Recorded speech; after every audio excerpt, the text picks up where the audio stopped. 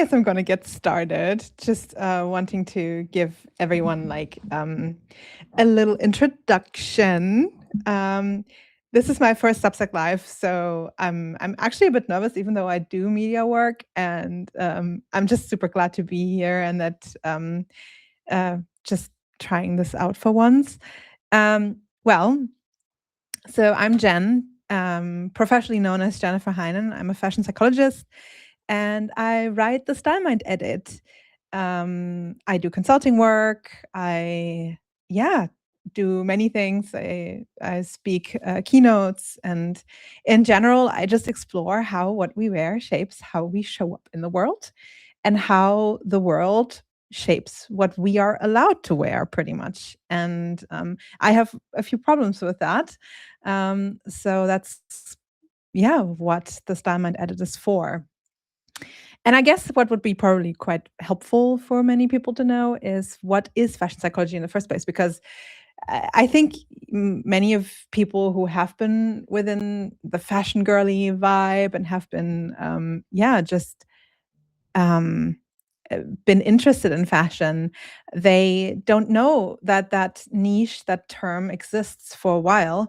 And I'm trying to bring this to Substack in an academic, but also in very palatable way.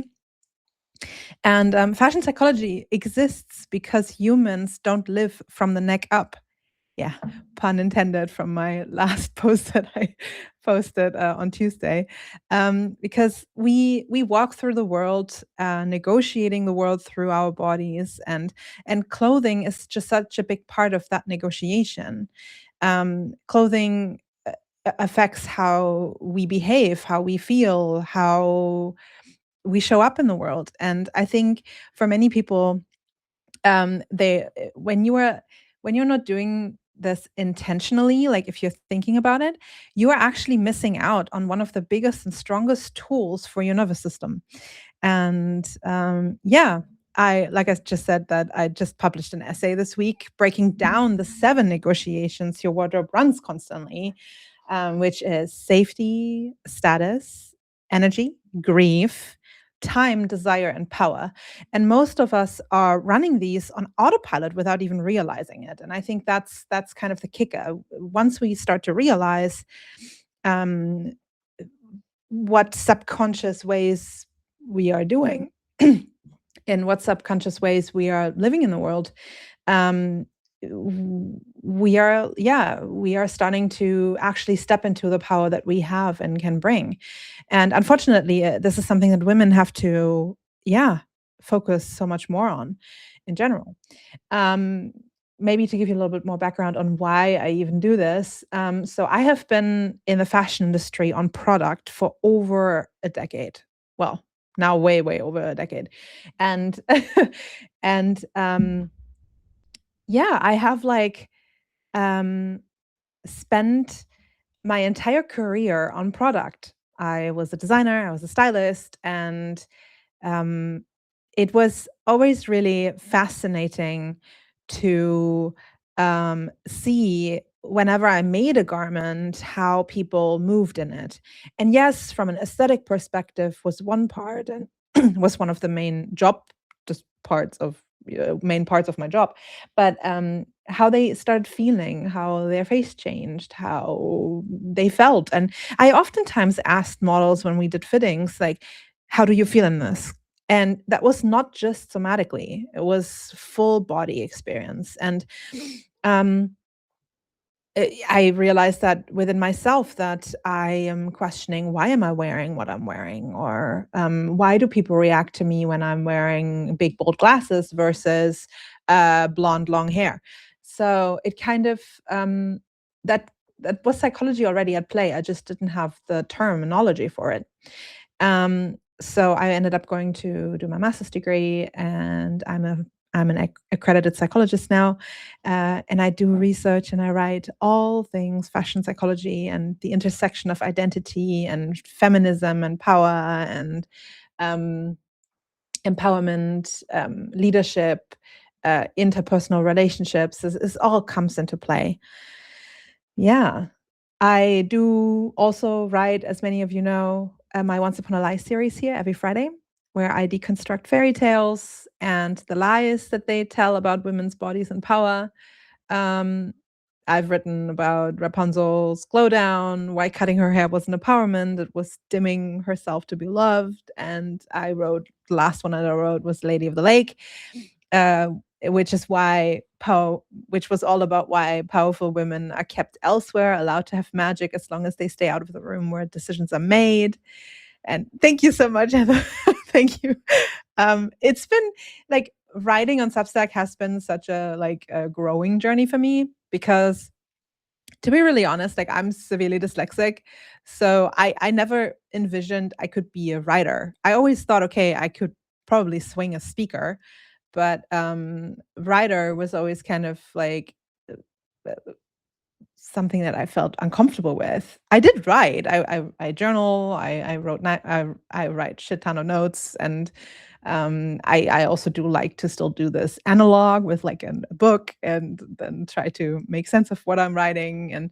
And it was just such a struggle, and I'm getting so much fantastic feedback from all of you, and so much love, and people can understand what I'm writing, which is always my worst nightmare.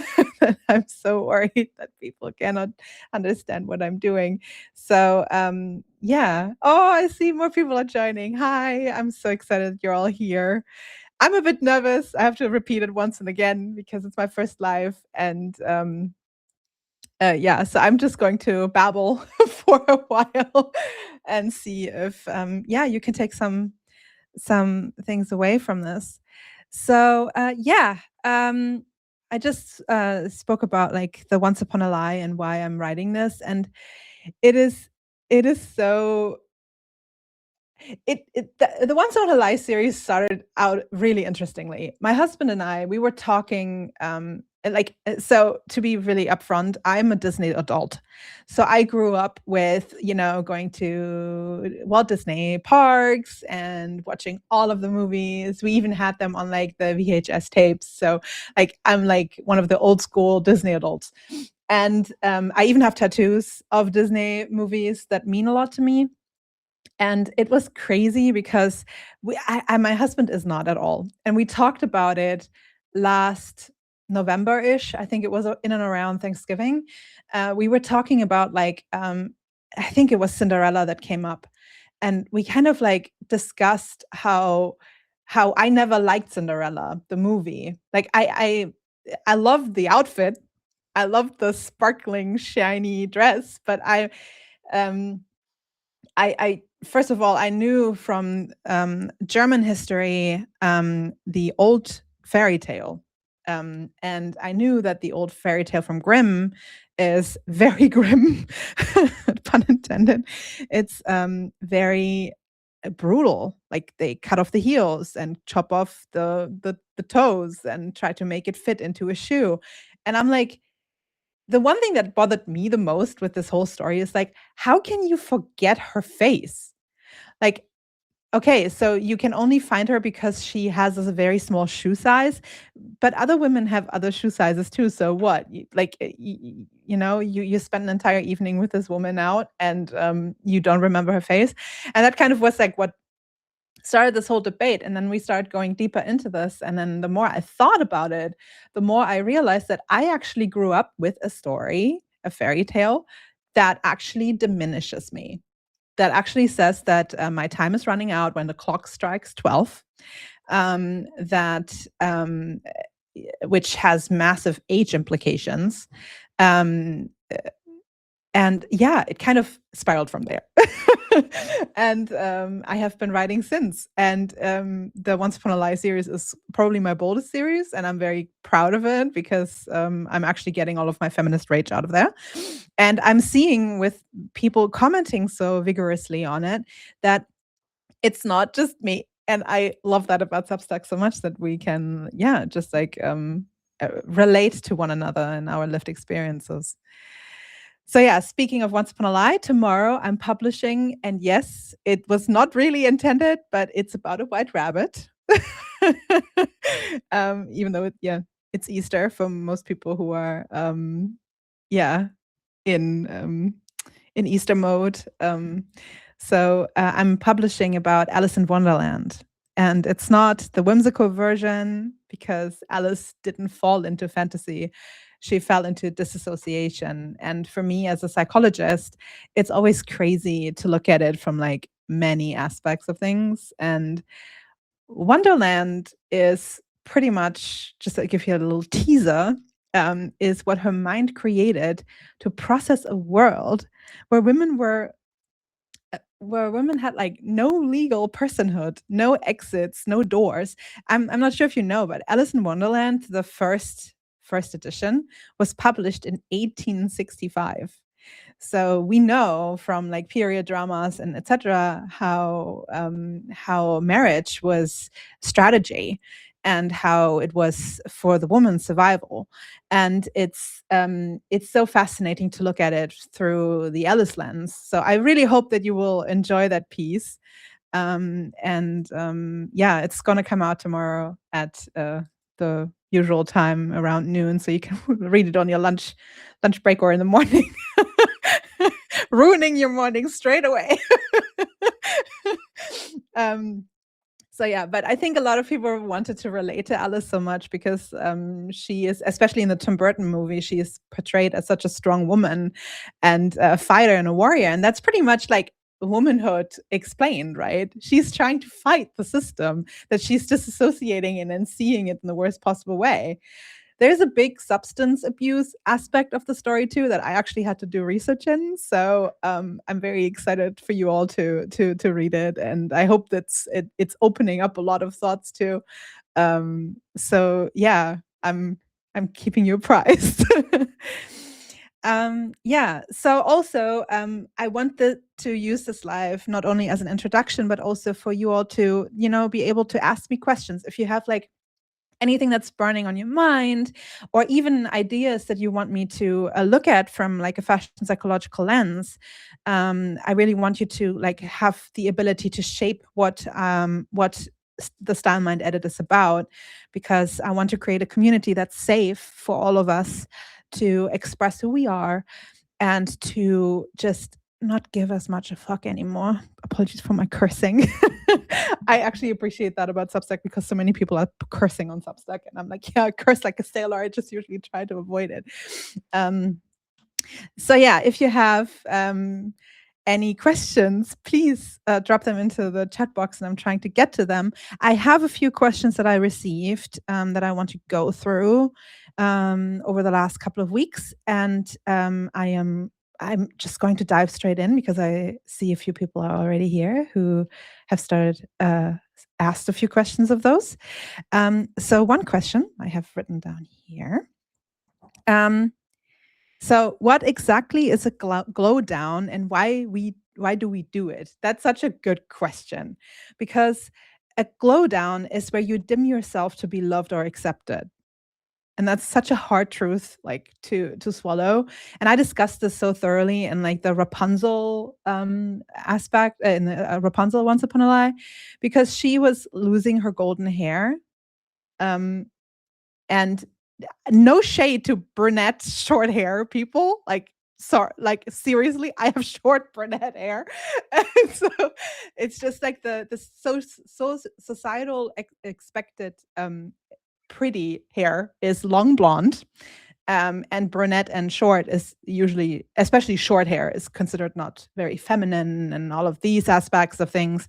I went into so much depth in the Rapunzel piece there, but it's also like women, dyeing their graying hair. I have naturally graying hair. Like I noticed it. Like I dyed my hair in all possible colors. I had like purple and pink, and no, pink not, but red. I had red hair a lot, and I was blonde, and I had pretty much every color in the books. And like when I stopped, like when I had the roots come out and I noticed that I'm getting so gray, I made this decision that I'm actually letting it grow out.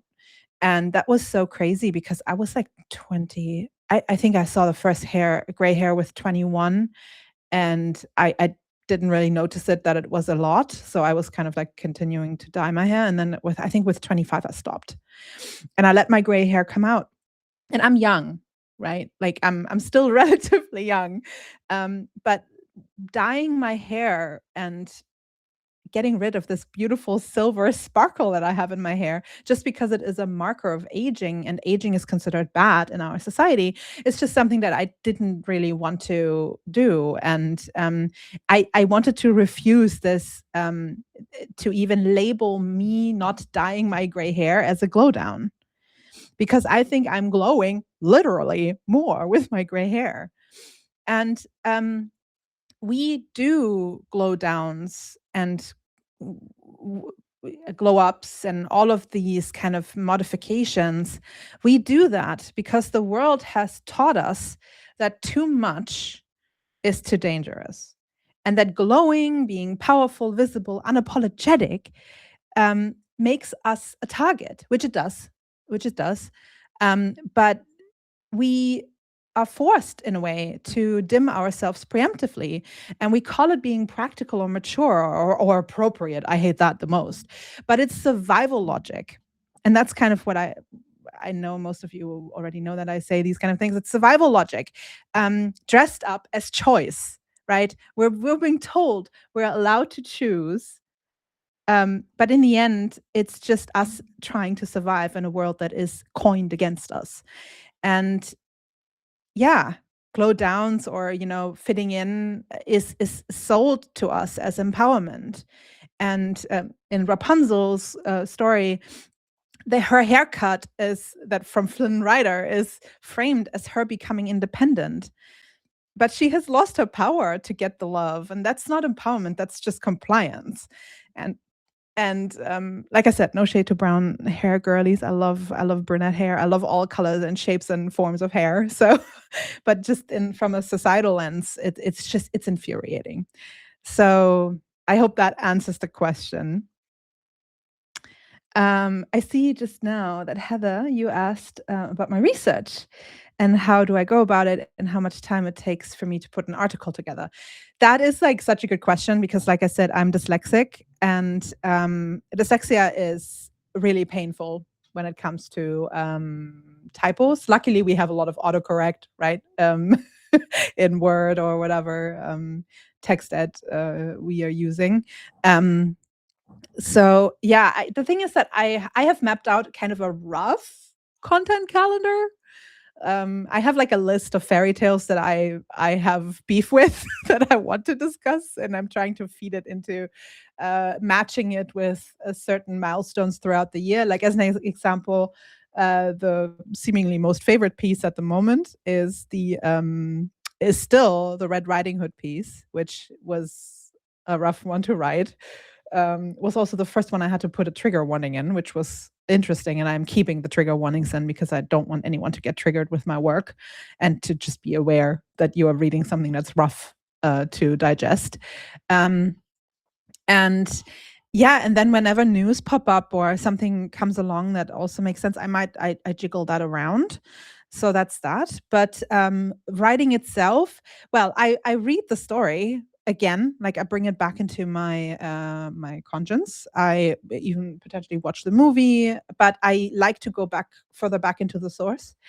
It's very helpful that my youngest sister is a film study major, and well, she's going to graduate very soon, but she has been doing a lot of Nordic story folklore research. So she's been giving me some input. And then because I'm German, I'm very familiar with the Grimm fairy tales.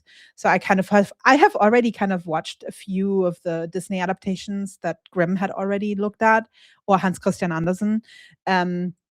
I had already I kind of knew partially of these stories. So I knew that there were discrepancies and that they tried to adapt it. I'm also a big fan of Barbie, like the Barbie movies, like the Nutcracker as an example. I brought into my Sugar Plum fairy tale in December last year. So I like to bring like different medias together. So I kind of oversaturate myself for like 1 or 2 days all around the story.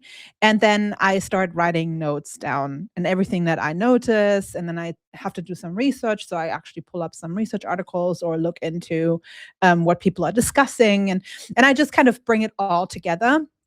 And I also have to dig deep into my own memory and see if I have related to Alice that's coming out tomorrow, or if I have related to Rapunzel, or sometimes I didn't. Like sometimes I'm lucky enough that I didn't have to face a lived experience that is portrayed the within the storyline. Like as an example, True Love's Kiss, like my husband is a feminist icon. He is a true ally. He is enraged and he understands the anger and rage towards men, to be diplomatic about it. So I'm very lucky that I'm also realizing that I have few stories that I don't have to relate to in a way that through lived experience. So that's amazing. And then, yeah, I just like write it, and I try to write the way I speak. So that's why I'm boldening things and I'm italicizing things. It's probably like grammatically completely incorrect.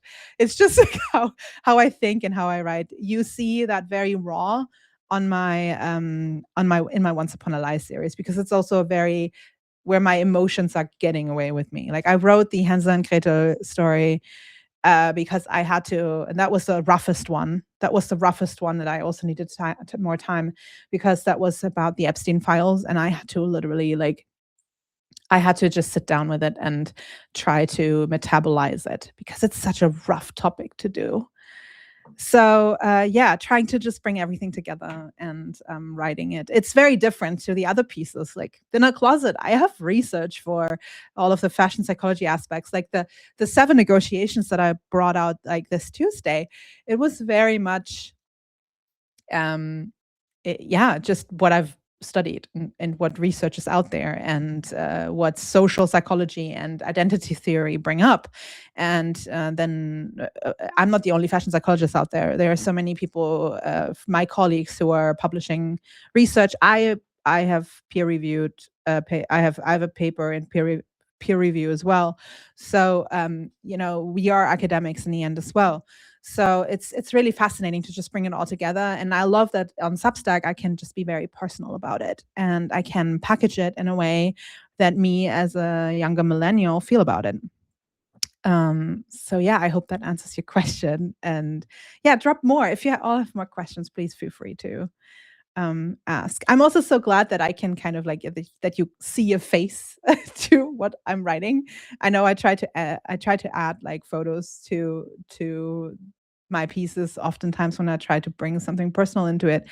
But to be honest, like I don't really take many photos. I have like headshots and professional shots and stuff, but like I'm not like a candid photo taker person, and the selfies. And I have an Instagram and a TikTok, and I'm like not on there at all. Like I use Instagram only to put all of my Substack announcements at this point into my story, and that's it. So I feel I loved Instagram when it came out first, because it was just like a picture book. You could like kind of save great memories, but now it's all about the algorithm and going viral, and I don't really care about that. Like, of course, I want people to see my work and to help themselves by hopefully seeing something that they're not so alone. And I want you all to read my work. And if you read my work, I only want if you related to it, if you felt seen, if you maybe even thought, oh, I haven't thought about it that way. And wow, maybe I can now walk through the planet a little bit more informed, and I can then shape my intentions in how I am going to move forward in life. And because that's where change happens, that's where you can be way more embodied and way more empowered, because empowerment in the end comes from within. And I just want everyone here to strive and thrive and just be like out there. So yeah, that's that. Oh yeah. Back to the questions, because I kind of got off the rail here a little bit. So I got one question here that was about my latest piece on Tuesday that I wrote, where someone asked, how do I start negotiating consciously instead of on autopilot? So that was a DM that was sent to me. And I wanted to address this question live, because I think it's super important. How do you start negotiating consciously instead of on autopilot? Name what you're doing. The moment you are already thinking about how can I do it instead of autopilot consciously, you are already starting the process of pivoting into being more conscious about it. So before you get dressed, I always like to throw that at all of my people that ask for advice or who I'm consulting with. Before you get dressed, ask yourself, like, what am I negotiating today? Am I negotiating safety? Is this an outfit, armor, or camouflage? Am I negotiating status? Am I trying to signal belonging or credibility? I know that a lot of women here that are in corporate, they struggle with the fact that you want to belong, but you also need to be considered credible. Or am I negotiating energy? That's, I think, one of the things that people are underestimating, especially with the oversaturation on the media right now, what's happening in our global economy and what's just happening globally in politics. Like, everyone is so overwhelmed and you feel so helpless. And, like, I have 2 younger sisters, and I know that they feel very upset because they will never be able to buy a house unless there's help financially, because the world is just how it is now. And energy negotiation is so important. And I think it's what a lot of people underestimate. And then we're burning out. And I don't want anyone to burn out. I've gone through burnout. I've gone through trauma. I've gone through functioning freeze. So that's very personal to me, that I don't want anyone to live through the aspect of nervous system shutting down and you are just functioning like not even like a human anymore. So when you are negotiating energy, the easiest question you can ask yourself is like, does my body need soft or structure today? Like, it's that simple. Do I need a comfortable t-shirt or a sweater, or do I need to feel like firm and steady with wearing a structured blazer? Because believe it or not, like a blazer that's really well tailored and you have like a really good like shoulder pad in there, that can change your entire demeanor. When we're talking about fashion psychology, we always come back to the study that kind of started it. It's from Adam and Galinsky from 2012.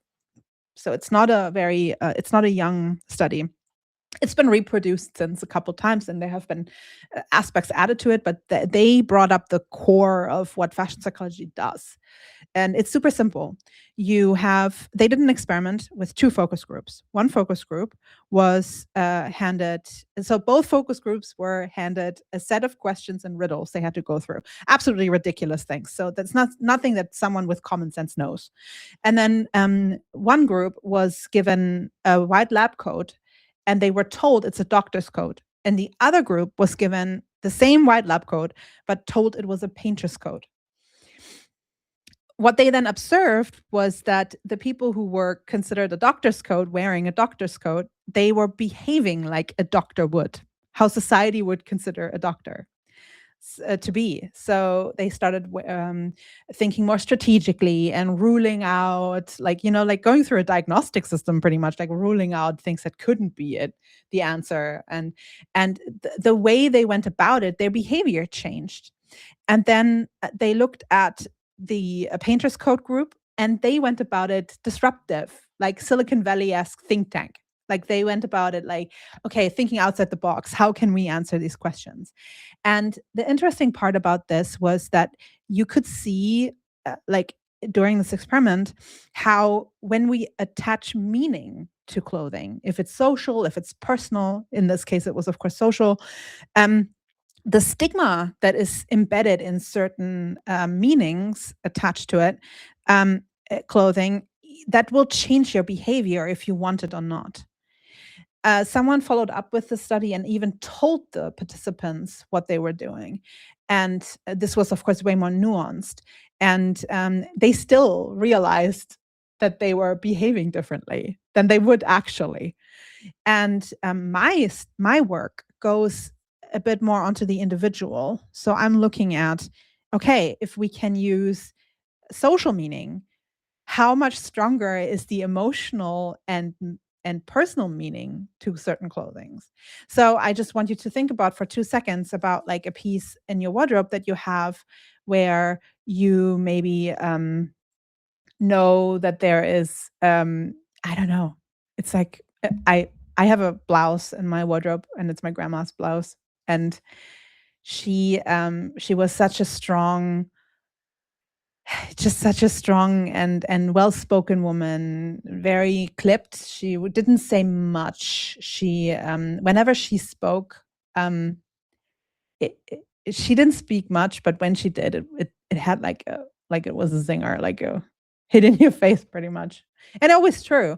She was very deliberate in how she spoke, and um, I think I think that was kind of the point where I realized that whenever I wore her blouse after her passing in 2019, and after I processed the grief as much that I can handle it now, it was so fascinating to see how that blouse was affecting my behavior. I felt more steady. I felt more deliberate.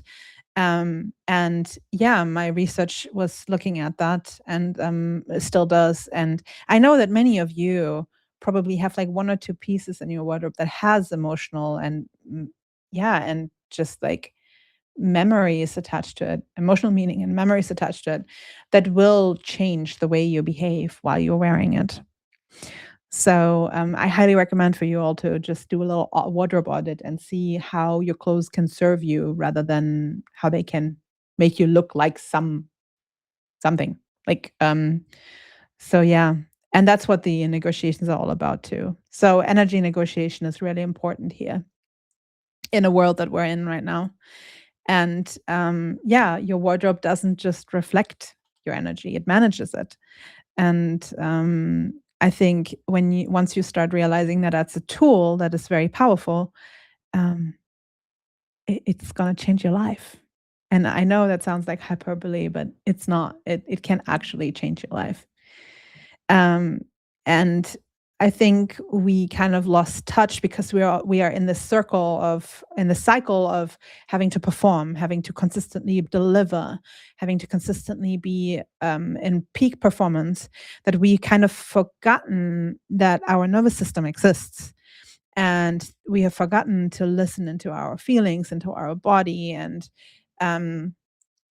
it's so important. A lot of people consider this as, like trivial, but like, oh yeah, how do I feel today? Yeah, okay, I don't know. But there is a reason why the gut feeling has never really wronged anyone, especially in a long-term aspect, because it's your body and your nervous system telling you something is off. And that is backed by psychological research. So I highly recommend for you all to just like stop and rest. Rest is so important, and energy negotiation is one big part of that. If you're a negotiating power or energy, power is you could ask yourself, like, is this clothing doing the work my credentials should, right? So we sometimes try too hard to be someone we're not. And sometimes we try to overcompensate, especially women. We try to overcompensate by how we look versus what our credentials are. My favorite example is Kamala Harris. Kamala Harris is a powerhouse, a power horse when it comes to law, and she has been criticized and monitored over what she was wearing, which has social and feminist implications, of course. But she was like so much monitored, and Hillary Clinton too. But they were looked at like, okay, what are you wearing versus what do you even know? And I feel like it's so difficult to find the balance between like, I need to look like my credentials versus my credentials speak for me, because women are at a disadvantage there. But overarchingly, it's very fascinating to just think about, okay, how could have she done it differently? How could her credentials spoken more? And you don't want to necessarily have to yell at everyone. Yeah, I have a master's degree in psychology, and I am like a general attorney of LA. And you don't necessarily have to throw that all the time out. But I think also that we've forgotten to be proud of ourselves, and we need to just also remove the stigma around us being arrogant versus us being just truthful with who we are and in what we have achieved and accomplished. And accomplishment is not something we should ever be like considered arrogant about. It's something we should be honest and open about. And we should start cheering each other on more. And that's what we're doing on the Starlight Edit as well, because I want people to be celebrated and feel like they have gotten here where they have gotten. And it's just absolutely amazing. So yeah. Wow. Oh my God. Time is flying by. It's already like 37. That's crazy. Does anyone else have questions? Otherwise, I'm going to just dive in and pick another one that I have sent to. Just type it into the chat box. I see everyone here. I'm so grateful that you're all there.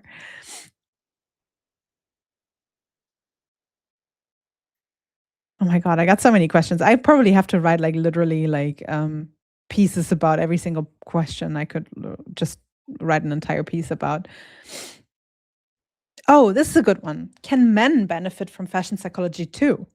And that is absolutely the case. Men negotiate clothing through clothing too, especially status, power, and belonging, but they are not policed the same way. That's the only caveat here. So a man in jeans and t-shirt can still be a tech billionaire, while a woman in the same outfit is considered unprofessional. I've been told that before, which is crazy. Or age. A man can age visibly and be called a distinguished or, like a silver fox. And a woman aging visibly is told to fade gracefully, like she is supposed to just fade in the background and you have no more right to exist. So men have more room to refuse certain negotiations versus women. They are not punished the same way for opting out. And I think that's the big difference between men and women when it comes to fashion psychology and the application and benefit of it. So yes, men do negotiate, but the stakes are lower and the consequences are smaller. And the system gives them more freedom to dress without their clothing having to do the work their credentials should. So I think that's probably the best way to sum that question up. But also like the application of fashion psychology and what clothing does to your behavior does apply the same way. The meaning might be different, so the output of the behavior might be different. What do I mean by that? So when you wear a doctor's coat, a man might behave slightly more stereotypical like a doctor would than a female doctor would. So a female doctor might be more caring or more considering other things, like because that's what the meaning is. What we attach. It's not my personal opinion. That's just like what societal meaning is attached to certain garments, right? So we need to remove that personal aspect of it because I think that everyone should feel free to express themselves, however, regardless of gender. So yeah, that's that. I think it's 40 now. I'm doing one more question. If anyone else has questions, please drop them into the live chat while we're still here. It's my first live. I'm so excited that it's like that everyone was so attentive and excited about it. So I have one more question that people ask, like, what's one thing you want people to take away from fashion psychology? And I love that question because I think fashion psychology is something we're already doing and we don't know about it. So your wardrobe is already doing the invisible work: safety, status, energy, grief, time, desire, power, all of the negotiations that I spoke about in my last piece. You're already negotiating every single day. The question is, are you choosing it consciously or are you running these negotiations on autopilot? And I think once you see them, it's very, very hard to unsee them, which is painful in a way. And once you name them, you can also start deciding which ones you want to keep and which ones you are done performing. And that's all about empowering, right? Empowerment is choice and agency, and you being able to choose the way you want to shape your own life without giving a shit about what other people think.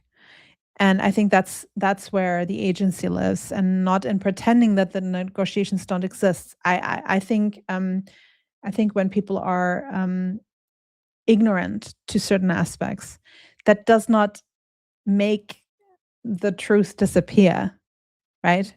So if we're now pretending that negotiations that we do socially in our social construct don't exist, it doesn't make them not exist.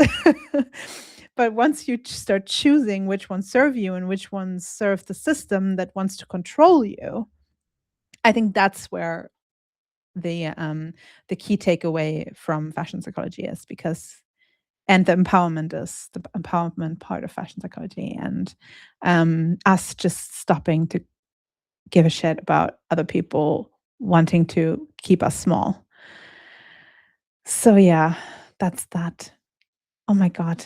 It's been amazing. Thank you so much for listening and everything. We do come up on time. So I would like to, I guess, wrap this up with a few thoughts and things that I just want to give away with you all. Your wardrobe is already doing invisible work. You're already doing it. You might not notice it as much, but you might notice it now. It's managing your safety. I know that a lot of women know that we need to very much monitor what we wear to be safe on the streets. It manages your status, it manages your energy, your power. You are already negotiating. And I just want you all to step into your conscious self and just be aware. You don't have to overwhelm yourself with decision fatigue. I know that is a real thing. But I think a lot of people consider clothing and style as trivial when it's the most non-trivial thing that's there. So yeah, and I'm here to make it uncomfortable many ways too, because I want you all to start opening your eyes and to see the things that many dismiss. Or I want you all to see things or feel seen in the things you see, because it's so dismissed by society.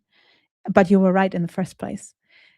So yeah, tomorrow, I already said that, but I have a few more people that joined. But tomorrow I'm publishing Alice in Wonderland. So I'm very curious to see what you think about that. Alice didn't fall into whimsy. She fell into disassociation. And Wonderland is what her mind created to process a world where women had no legal personhood, no exits, no doors. And it connects to everything we talked about today. And we talk about all day, every day. I love the Substack that is on my feed right now because we're all discussing the same things. So yeah, if you want to keep exploring this work, I would really be thrilled if you're subscribing to the Style Mind Edit. I publish every Tuesday and Friday, and sometimes additional pieces if times allows it. Every Tuesday, I publish an Inner Closet or a Gentle Archives piece, so always something a bit more digestible. And then Fridays is the heavy duty stuff, the Once Upon a Lies. Fashion psychology, body liberation, aesthetic regulation, fairy tale deconstruction. That's all that I do. So yeah, and I'm your big sister doing this. So thank you so much for being here. This was my first live, and you made it incredible. Your engagement made it incredible. And I'm just so grateful that you were here. And please, always, my DMs are open. Always feel free to reach out. And if you have questions, I'm trying to answer them. I always answer them in person anyway, because I want you all to take away. And, I'm your big sister here, right? So just drop a question if you have anything, or if you have anything on your mind that you need to get off your chest and you don't feel comfortable posting it visibly for everyone to see, just reach out. And yeah, I'm super excited to connect more. I have another live coming up in a couple of months with the wonderful Jody, who I interviewed on my podcast, which I have to launch. The season 3 is coming out soon as well, where it's a full communication-based podcast. It's been going on for 2.5 years now. And we have been talking all things fashion psychology, empowerment, professional development too. So there are like a lot of different topics where I discuss where I just interview people who are industry experts or experts in their fields. And Jody, it's from big shout out to I'm Just a Woman here on Substack. And yeah, I'm super excited to chat with her. And yeah, thank you so much. And yeah, keep your eyes peeled for Alice in Wonderland tomorrow. And happy Easter if you celebrate it. We we don't really like. I still need to make my sourdough bread. I'm having to make I'm trying to bake a bunny shaped sourdough. Let's see if it turns out good. If not, I'm gonna post the results into the notes anyway. So yeah, happy weekend. And yeah, enjoy I think most people have bank holiday, I think. So I hope that you are able to enjoy it and talk to you soon and see you in the notes in the comments. Sending you all lots of love. Bye bye.